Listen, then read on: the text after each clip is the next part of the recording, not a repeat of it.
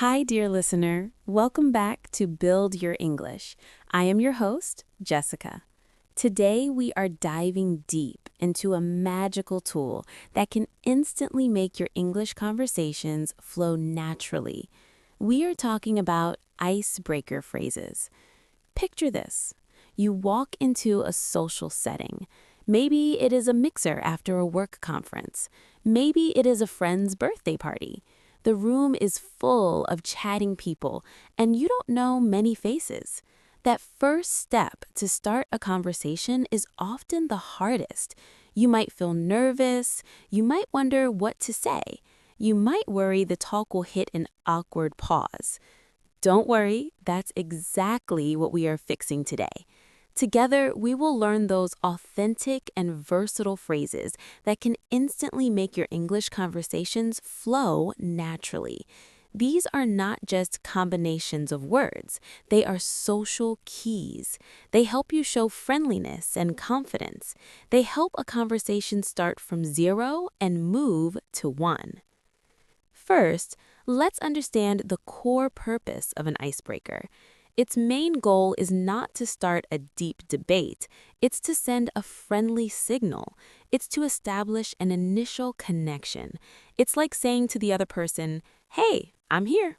I'm friendly, and maybe we can share a few words." So these phrases are usually simple and open-ended and easy to answer. They minimize the pressure for everyone involved. They make you and the other person feel comfortable.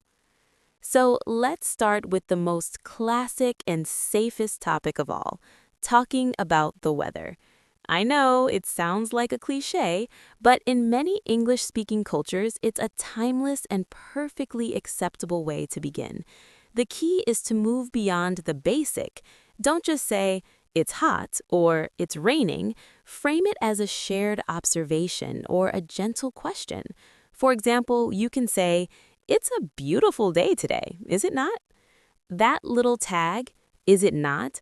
turns a statement into an invitation for agreement. It's called a tag question, and it's very effective. Another great one is, "We could not have asked for better weather." It sounds positive and thoughtful. If the weather is not so great, you can use humor. Try saying, "Well, at least it's not snowing in July," or "I guess I should have brought an umbrella." These comments show you are easygoing. They often get a smile and a simple reply, like, "I know, right?" or "Tell me about it." And just like that, the ice is broken. The door is open. Now, let's move to another powerful category, compliments and observations. People generally enjoy receiving genuine and specific compliments. The trick is to focus on something they have chosen or done, not just something inherent. This shows you are paying attention. For instance, instead of a generic, "You look nice," try something more detailed. Say, "That's a wonderful color on you," or "I love your glasses. They really suit your face." If you are at someone's home, you can say, "This room feels so inviting."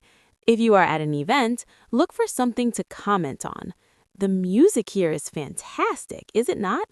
Or, "These appetizers are delicious. Have you tried the mini quiches?" The key is to be sincere. Your tone of voice matters a lot here. A warm and sincere tone makes all the difference. After giving the compliment, you can follow up with an easy question. "Where did you find it?" Or, "What's the secret?" This naturally moves the conversation forward. Next, we have the versatile situational openers. These are phrases tied directly to the context you both are sharing.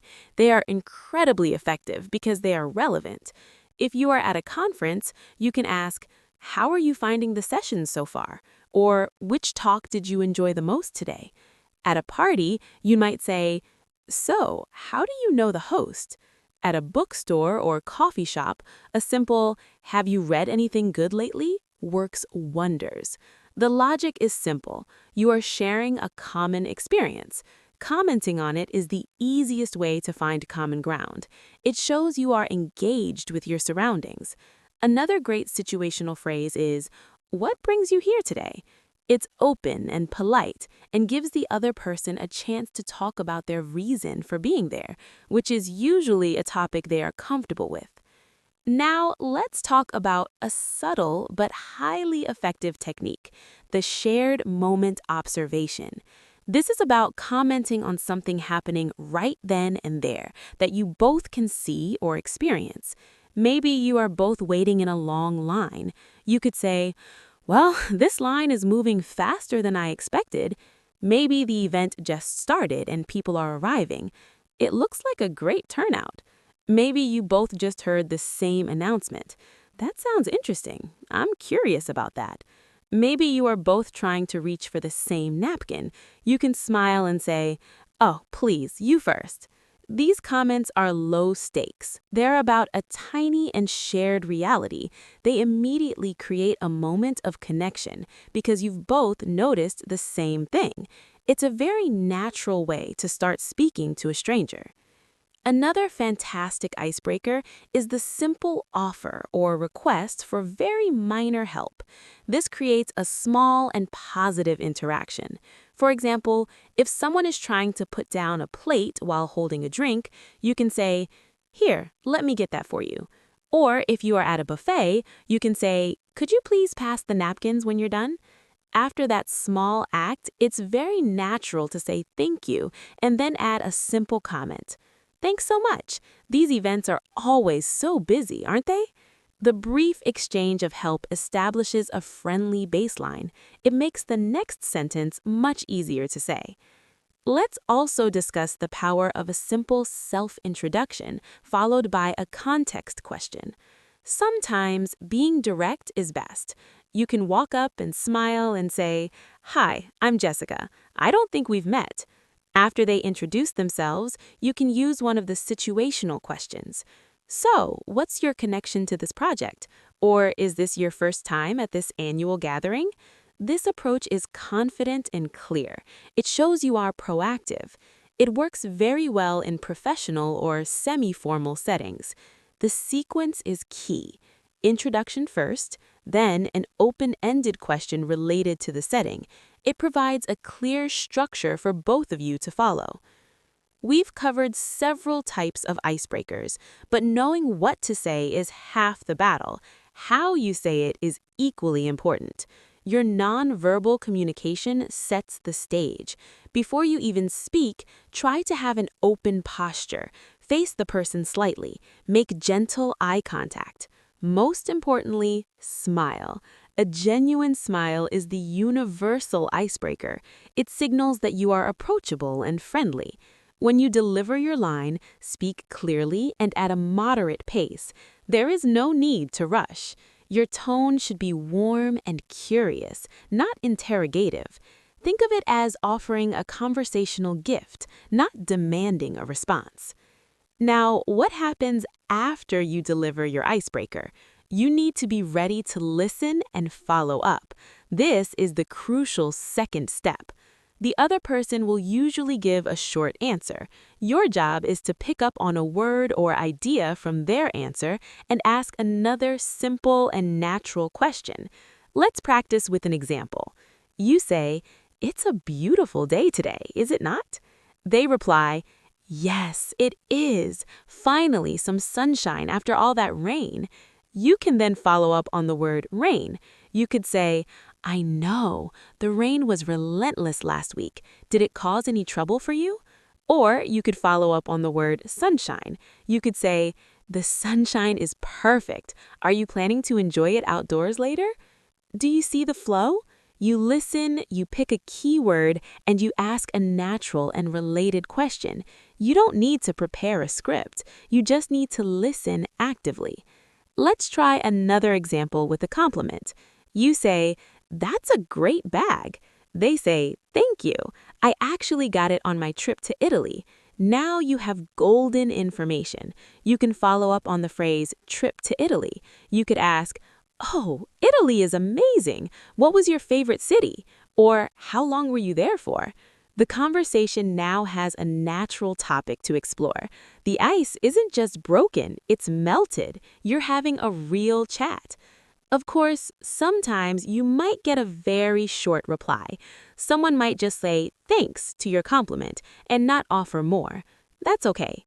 Don't panic. It might not be about you. They might be shy or distracted. You can simply ask another gentle and open-ended question.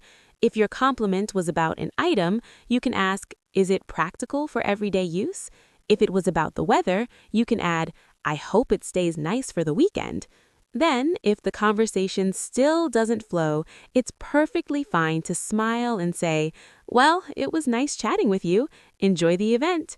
You've been polite and friendly. That's a success in itself. To wrap up, let me give you a quick checklist of your new ice-breaking toolkit. First, the classic shared observation. Think about the weather, the venue, the food. Second, the sincere and specific compliment. Focus on choices, not genetics. Third, the situational question. Ask about the event, the session, the host. Fourth, the shared moment comment. Talk about what is happening right now. Fifth, the minor offer of help. Create a positive micro-interaction. Sixth, the direct introduction plus context question. Be clear and confident. Remember to pair every phrase with a warm tone and a smile and open body language. And after you speak, listen and listen and listen. Your follow-up question will come from what you hear. Your challenge this week is to use at least 2 of these icebreakers in a real situation. It could be with a colleague at the coffee machine. It could be with another parent at your child's school event. It could be with someone waiting next to you at the bus stop. Just try it. Notice how it feels. Notice how people respond. Most people are happy to talk when someone initiates in a friendly way. You are giving them a gift of connection. Practice makes progress. Do not aim for a perfect and long conversation. Just aim to break the ice, to say that first sentence. That is the biggest hurdle. Once you cross it, everything becomes easier. You are building your English, and more importantly, you are building your confidence to connect with people. Thank you so much for listening. This is Jessica from Build Your English, reminding you that every great conversation starts with a simple hello. See you in the next one.